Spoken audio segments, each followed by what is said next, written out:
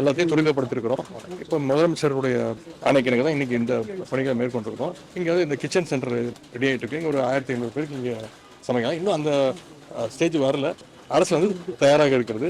பொதுமக்களும் அரசுக்கு ஒத்துழைப்பு கொடுக்கணும்னு கேட்டுக்கிறேன். மழையெல்லாம் முடிஞ்சு எல்லாம் பண்ணப்புறம் அதுல வேற நம்ம உதயாநிதி அவர்கள் நாக்குல நரம்பே இல்லாம அன்னைக்கு சொல்றாரு, நம்ம கிச்சன்லாம் ரெடியா இருக்கு, இன்னும் அந்த ஸ்டேஜ் வரல. அதாவது தமிழனை ஏளனப்படுத்துறதுல இவங்களை விட யாருமே முடியாது. அவ்வளோ இலக்காரமா போயிடுச்சா தமிழன்னா? நான் கேட்கிறேன், அவ்வளோ இலக்காரமா தமிழன்னா? இன்னும் அந்த ஸ்டேஜ் வரலையா?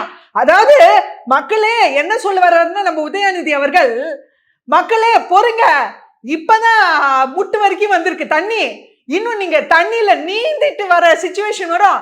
அப்ப வந்து நீங்க இந்த 5 ஸ்டார் ஹோட்டல்லாம் கேள்விப்பட்டிருக்கீங்களா? ஃப்ளோட்டிங் பிரேக்ஃபாஸ்ட்னு சொல்லுவாங்க. அதாவது ஸ்விம்மிங் பூல்ல நீந்துட்டு பிரேக்ஃபாஸ்ட் லஞ்ச் டின்னர்லாம் சாப்பிடுவாங்க. அதாவது இந்த திமுக அரசோட சமத்துவ கொள்கை இருக்கே பாருங்க, சான்ஸே இல்லைங்க, அடிச்சுக்க முடியாதுங்க.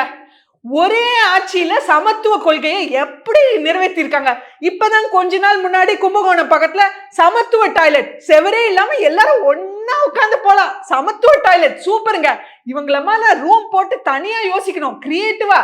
அடுத்து இப்போ 5 ஸ்டார் ஹோட்டல்ல இருக்கிறவங்களுக்கு மட்டும் எதுக்கு ஃப்ளோட்டிங் பிரேக்ஃபாஸ்ட்? தமிழ் மக்களே எல்லாரும் ஃப்ளோட்டிங் பிரேக்ஃபாஸ்ட் சாப்பிடுங்க, எல்லாரும் நீந்தி போய் நீச்சல் குளத்துல பிரேக்ஃபாஸ்ட் லஞ்ச் டின்னர் சாப்பிடுங்கன்னு கிச்சனை ரெடி பண்ணிட்டு இருக்காங்க விறுவிறுப்பா. ஆனா என்ன ஒரே ஒரு வித்தியாசம், இது காவா தண்ணி, கொஞ்சம் மூக்க மூடிட்டு தண்ணி சாப்பிடணும், அவ்வளவுதான்.